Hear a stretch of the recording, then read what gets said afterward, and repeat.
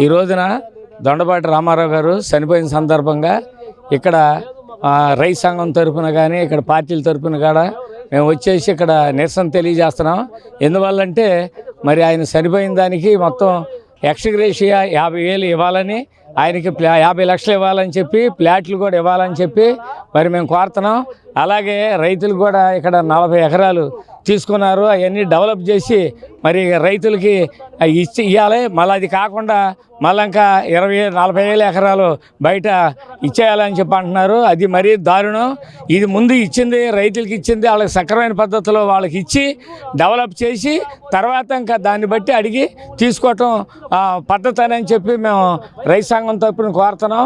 మరి దయచేసి మరి ప్రభుత్వం వారు ఎమ్మటే స్పందించి మరి దొండపాటి రామారావు గారికి 50 లక్షల రూపాయలు ఎక్స్గ్రేషియా ఇవ్వాలని, ఆయనకి న్యాయం చేయాలని, అలాగే ఇక్కడ భూములు ఇచ్చిన వాళ్ళందరికీ కూడా న్యాయం చేయాలని చెప్పి మేము కోరుకుంటూ, లేకపోయిన పక్షంలో ఇంకా ప్రత్యక్ష ఆందోళన చేస్తామని చెప్పి ప్రభుత్వం వారికి మేము విన్నవించుకుని న్యాయం చేయాలని కోరుకుంటున్నాం.